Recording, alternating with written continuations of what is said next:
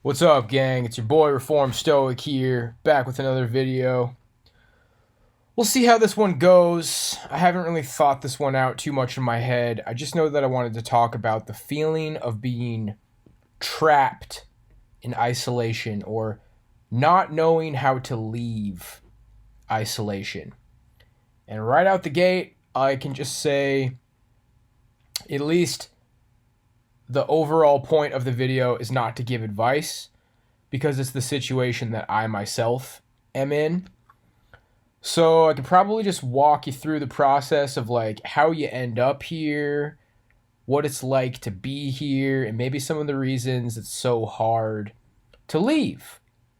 And seeing as how I don't really know exactly what I'm going to say, I guess it shouldn't really be that long of a video. But I think step one is being a different kind of a person. Your enemies, which you probably have a lot of if you ended up here, your enemies are going to say different means weird, a loser, negative things. And you and some of the people who believe in you, which I hope that you have, but I totally understand if you don't. I've been there as well. Those people are going to say that different means special, interesting, smart, woke, for lack of a better term, here and now, in the know, awake. So it starts with that.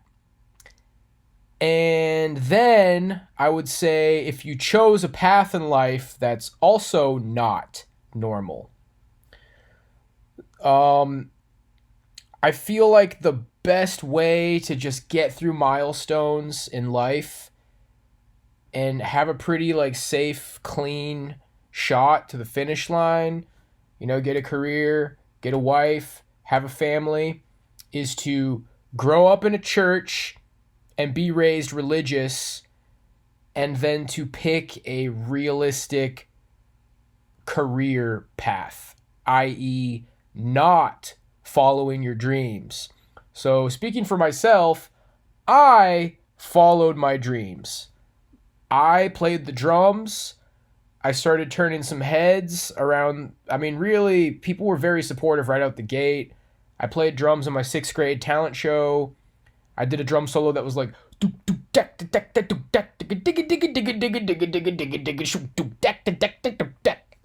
call that like the 12th.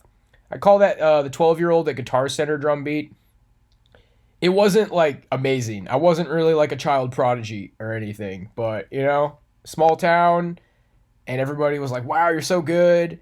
And then I only kept getting better from there.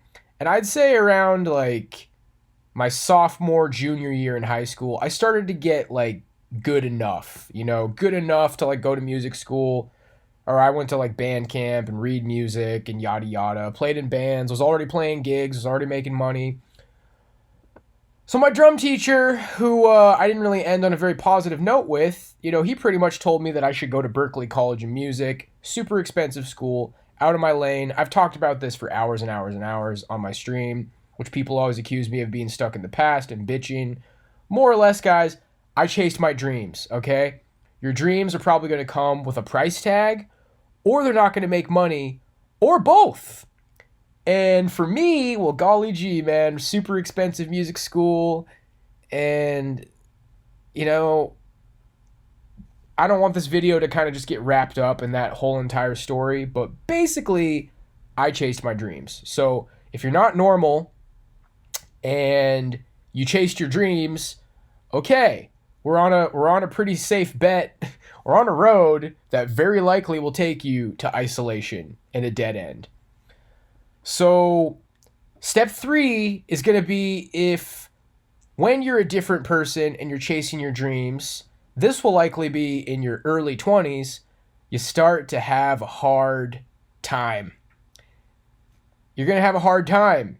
So, for me, that manifested as working minimum wage jobs, struggling to keep those minimum wage jobs, struggling to find better jobs, being around people who were not in the same situation as me, and struggling to have any success with women.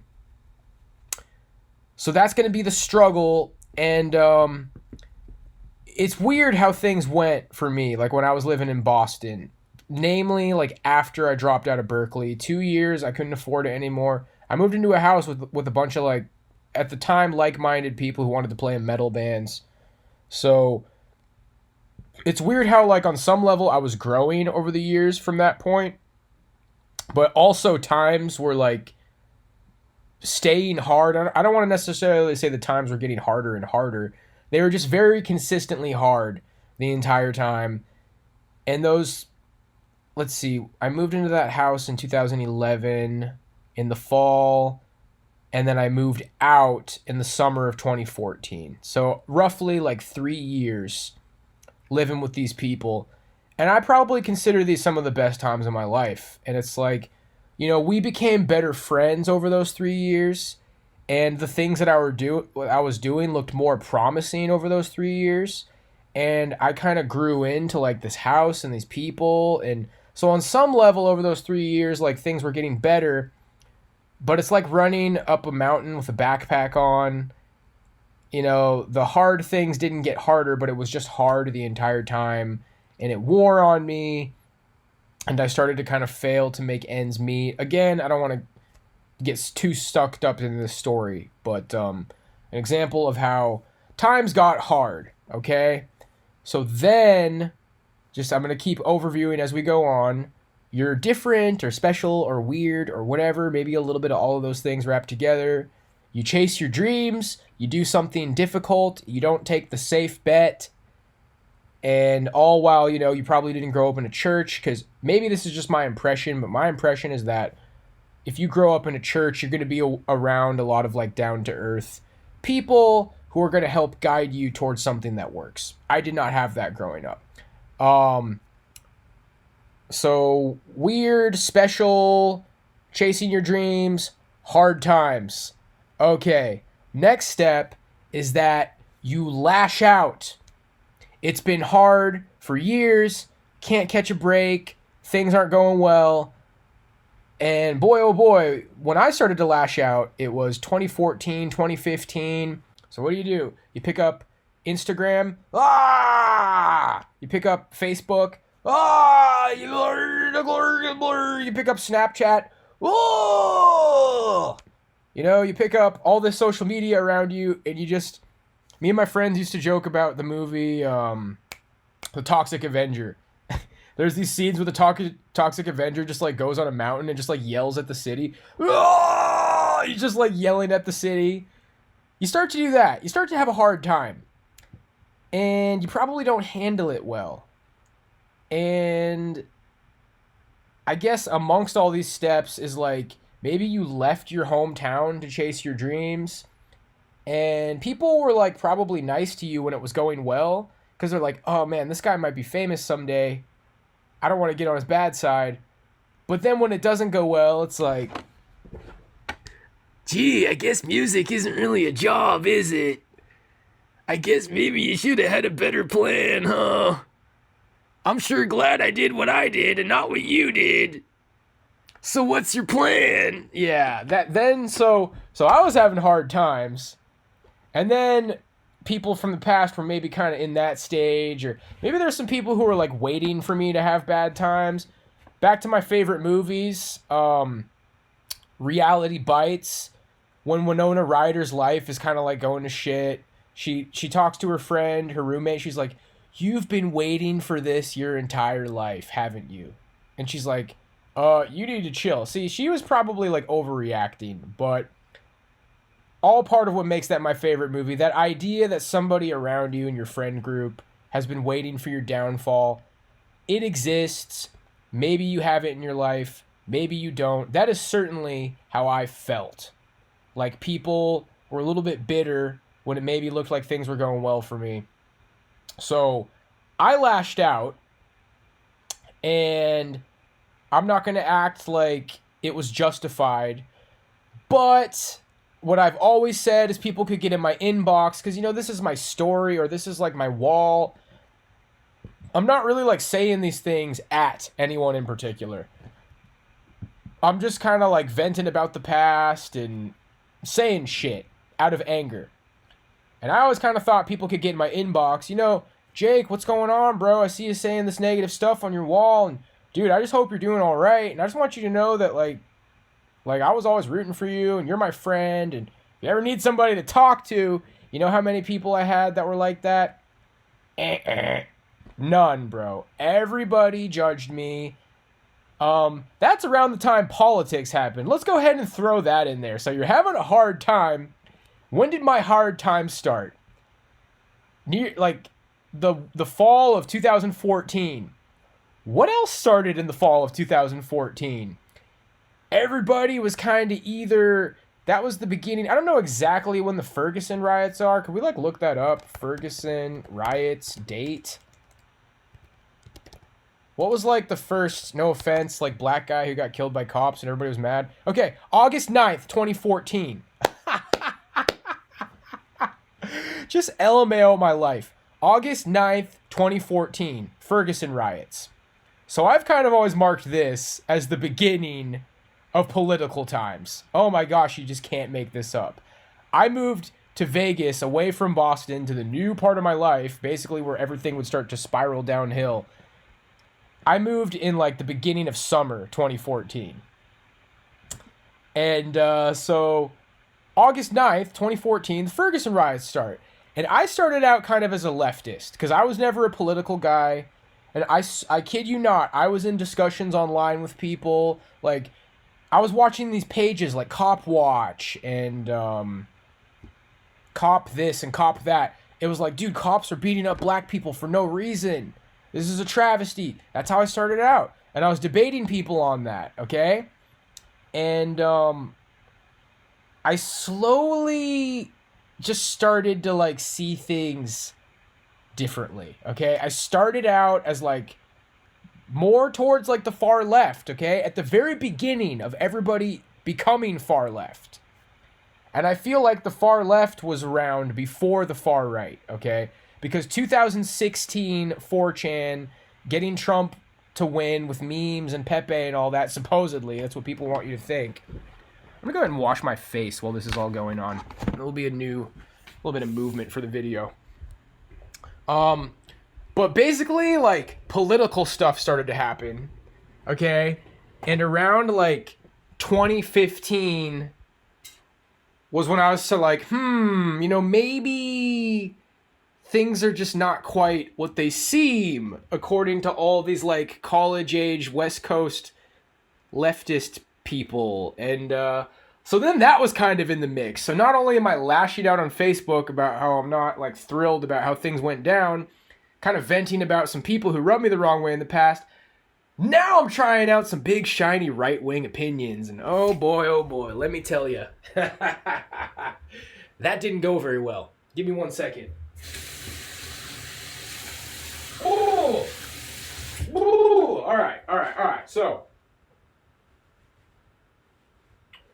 yeah, I mean, I don't know if you can relate to that, but if you think about people who are around my age, I'm 32, born 1991. That happened in my mid-20s. Ferguson happened in my mid-20s, and then all of a sudden, we just start getting sucked into this fringe, right, far left politics. Everybody's choosing sides. If a right-winger sees some Biden opinion or some far left opinion, then it's war. If a leftist sees a far right opinion, it's war. I got sucked up into that. So I was already kind of in a bad place with my hometown, and then it was oh, well, Jake's a Nazi, neo-Nazi, far right extremist, and I never really was, guys. Maybe in my darkest moments, I was surrounded by a lot of those kind of people on the internet, because when you first find the website that shall not be named, I don't even know if you're allowed to mention it on YouTube. When you first find these kind of parts on the internet, it's kind of fascinating. You see a lot of opinions that you've never seen before, and you start getting sucked into some rabbit holes.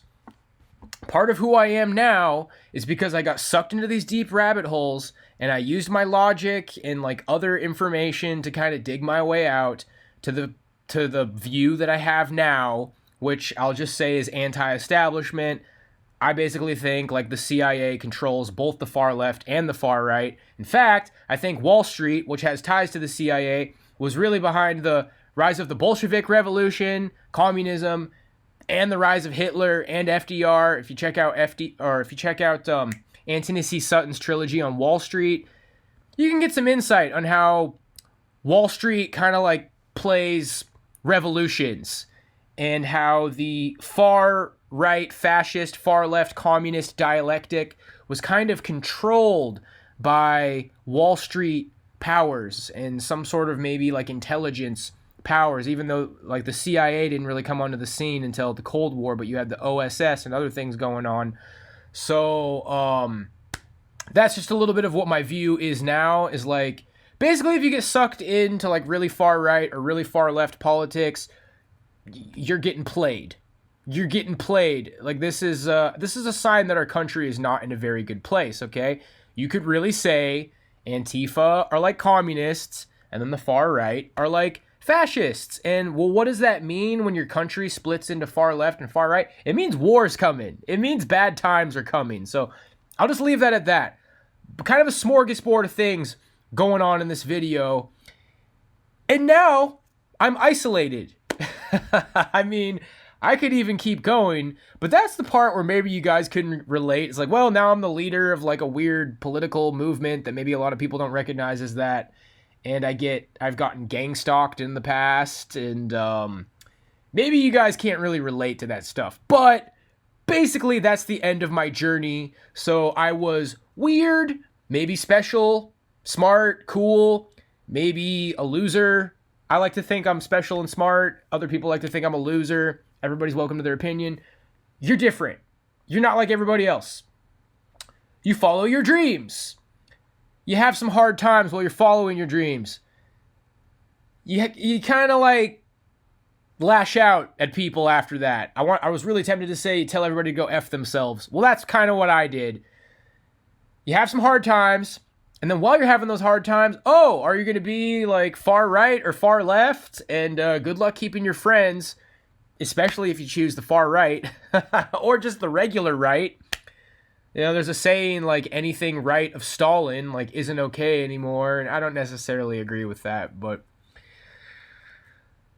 so politics, after your hard times, after you're chasing your dreams, and before you chased your dreams, you're weird, and now you're isolated, and it's like, how do I get out?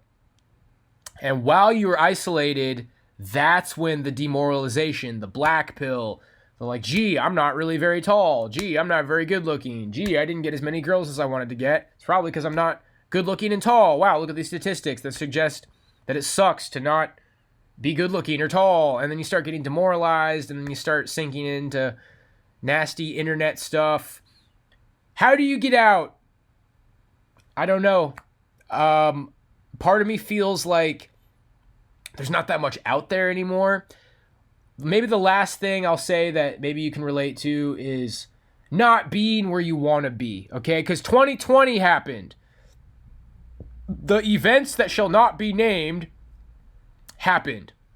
And unless you were a boomer or somebody who was already like successful and owned your own house and had money saved and had great things going, which anybody who does, I feel like, in my opinion, they've been kind of like not so understanding and smug.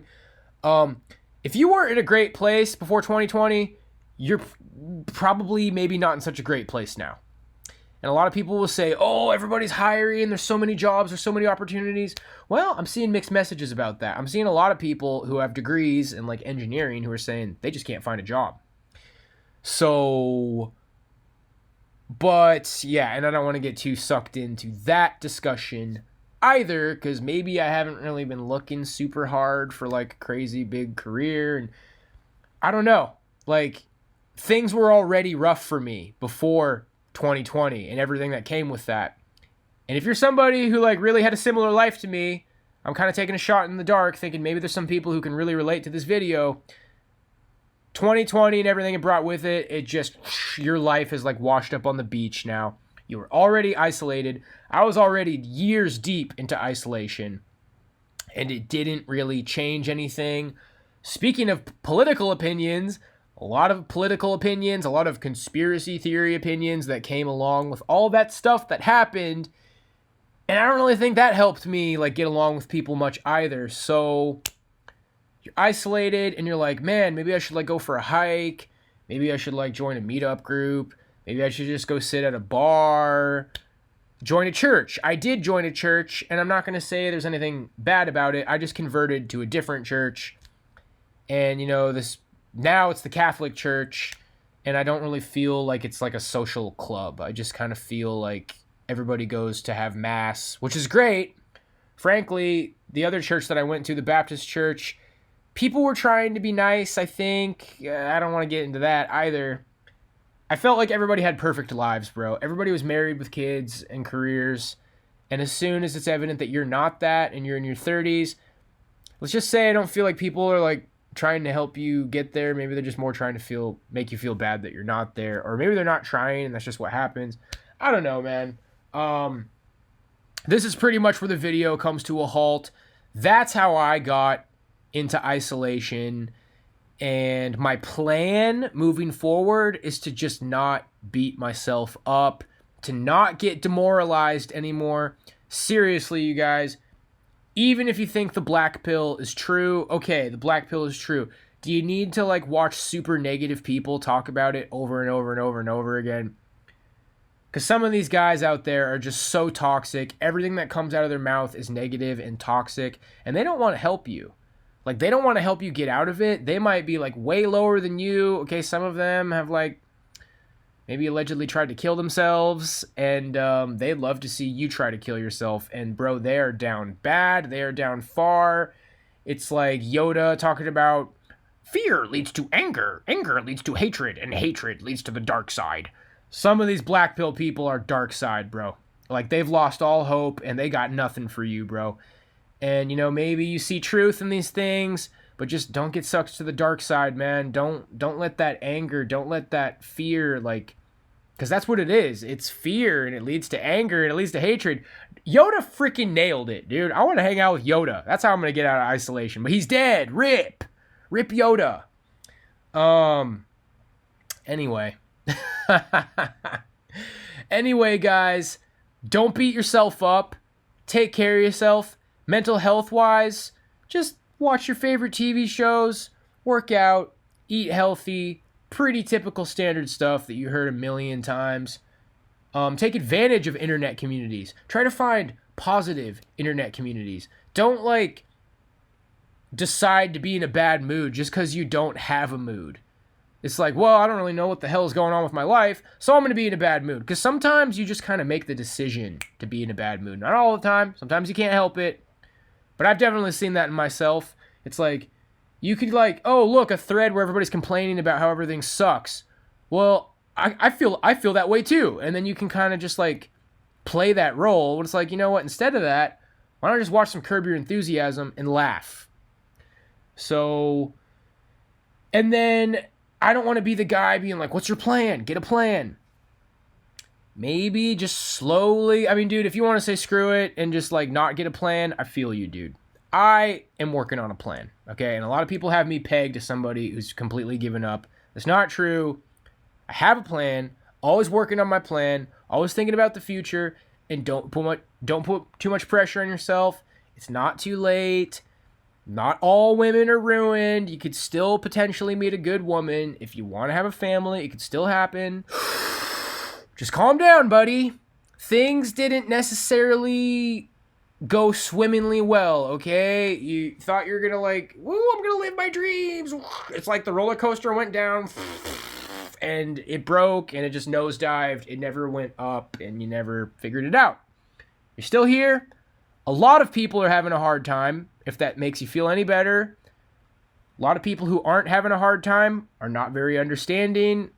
As a Christian, as a Roman Catholic, I think that we're going through some trying times and there's something spiritual about it. There's a purpose that this is all happening. You're being tested. There are demons afoot. And you should pray and take good care of yourself and read the Bible, and you got to be in control. You got to take some control right now, okay? Because ultimately, a lot of us are working for ourselves at this point. Even if you got a job, you're also working for yourself, because you might have a dead-end job and you might be trying to figure out how to get out of that. You're working for yourself. You can either cry with everybody on the internet who's like crying about black pills and being demoralized over and over and over and over again, getting sucked deeper and deeper and deeper into demoralization, or you can try to use your time wisely and try to start figuring out how to do something cool. Life can still be fun. Life can still be good. There are cool people out there.